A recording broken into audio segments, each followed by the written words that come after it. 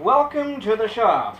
Fry Guy here. Today we're going to be going right into things and addressing this disaster, which is the last, I guess, major disaster going on with this thing to get her back out in the trail.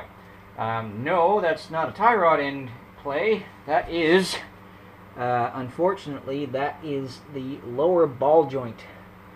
And I do feel a little bit of play in the tie rod ends there, but I don't think it's anything major. We will investigate that, but I don't think it's anything major to worry about. So, first thing we're going to do is whip the wheel off. It's going to be for both sides, but obviously I'm just going to record the one side because it's mirrored on the other side. There's no difference whatsoever.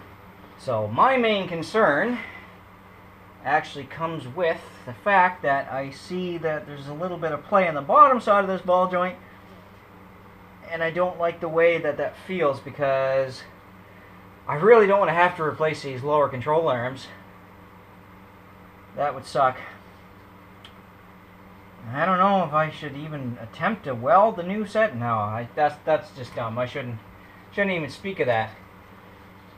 Anyway, let's remove this bolt here, this retainer bolt, and see if we can't pop that ball joint out of there. I'm also gonna I'm also going to loosen these off to make the bushings easier enough to swing down out of the way. But I'm going to get that done and take a look at that ball joint, because I'm really not liking the looks of that. Oh man. I got a gorilla put that on. That would have been me. There we go. Last time. Let's check out the wear here on that bolt. As you can see, that is a shouldered bolt. Now the wear seems fine. I don't see any normally you'll see a little dimple or an indentation somewhere along there, and that has happened before where people have gotten play in the front end of their bike in the wheels, and all it has to do is just replacing that bolt, because you're losing some strong connectivity between the front knuckle assembly, the steering knuckle assembly, and your ball joint here. Because that ball joint actually just slides in there, and that is what holds it tightly in spot. As you can see, I can kind of move it a little bit here for your retaining bolt, and make sure you use the right bolt. Don't use just any bolt, because you don't want that part of your ball joint actually resting in on the thread. It has to rest in tightly against that shoulder area here on that bolt. It would be a 12 millimeter, and that it is. Stock, this should be 14, I think. Again, don't quote me a lot on this stuff here.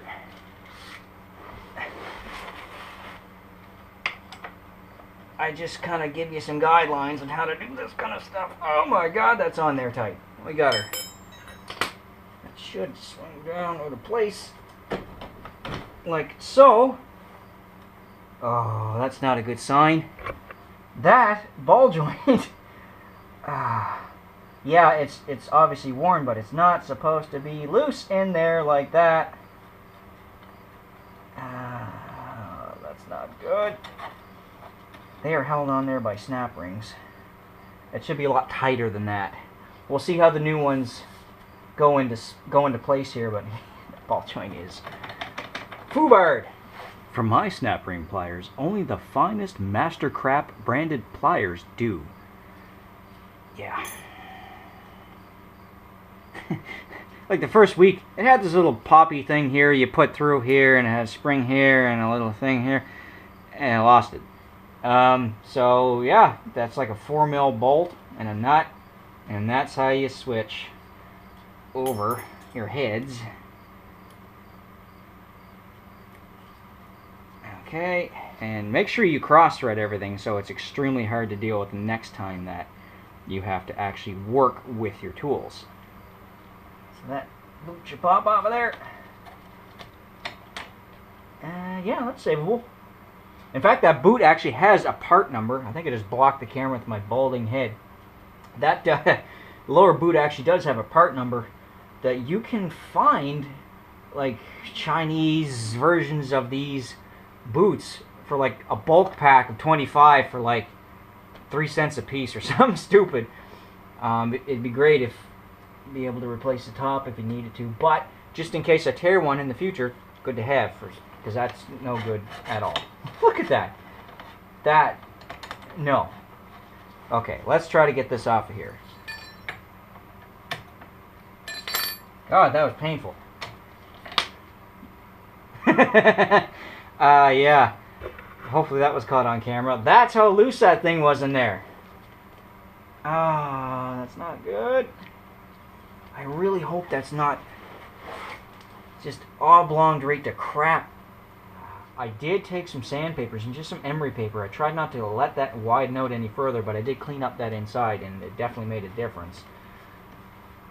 Because when I took the other ones out, the OEM, like the original ones that the bike came with, they were in there solid, and I had that thing cherry red with the torch at work.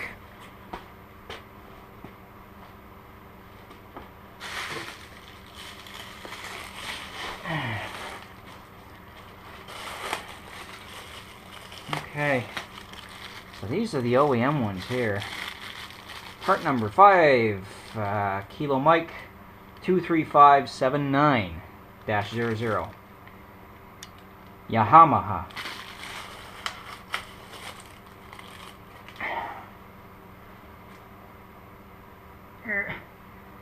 You can tell you can't even move those.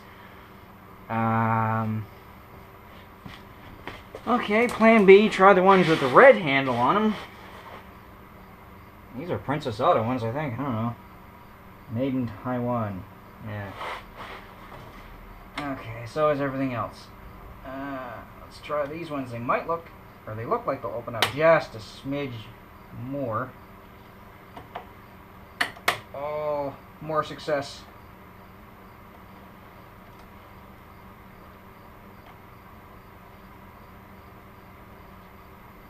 Aha! That is so stiff in there. It's actually not going in where it needs to be because I can't push it in. It needs to flex a little bit to guide itself in.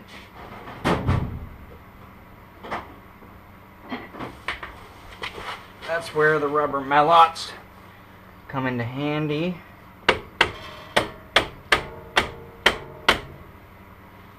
Well, it's almost in there.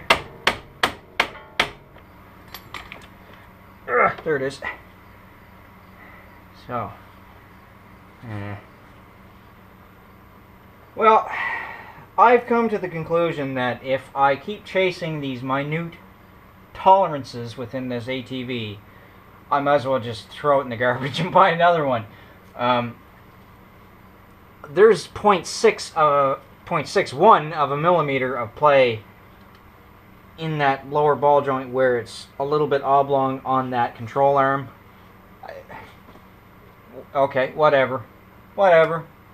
I'm not going to feel 0.6 of a millimeter on the trail, and I can't really see... I can't really see it causing too much of an issue. I mean, eventually that whole knuckle assembly will need to be replaced along with this, but will I still have the bike then? I don't know. But all I can say is I'm happy with it. I'm okay. If I keep chasing these minute things that are going on, just break down and buy a new bike, I guess. But this is gonna last me for a while yet. So anyway, nothing too exciting here. It wasn't like it was a difficult repair. So I guess, all in all, if you actually take anything away from this, then how easy it is to change a lower ball joint on these Grizzly 660s. Of course, every bike's going to be different. Always consult your owner's manual or your local technician there for whatever brand of bike you got. They'll probably talk you through how to do that procedure, or just go to a forum or something like that. You'll be able to find it. But I don't know. I just play around in this garage. I'm not a mechanic anymore. Really? Was I really a mechanic? I wasn't licensed, so whatever. I'm just getting off track here. But anyway, yeah. So that's how you replace the lower ball joints on these Grizzly 660s. Hopefully that's going to fix, 90% of the problems I have. I guess the other problem that I'm running into quite a bit with this bike is the connection between the handlebars and the seat. So, it is what it is.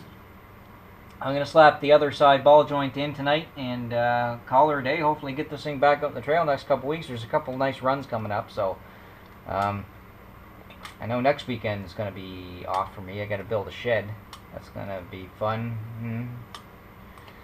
But anyway, yeah, Raw Guy out. Thanks for joining me on this adventure, I guess.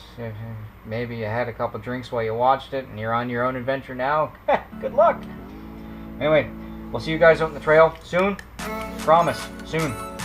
Thanks for sticking around, guys. Appreciate it.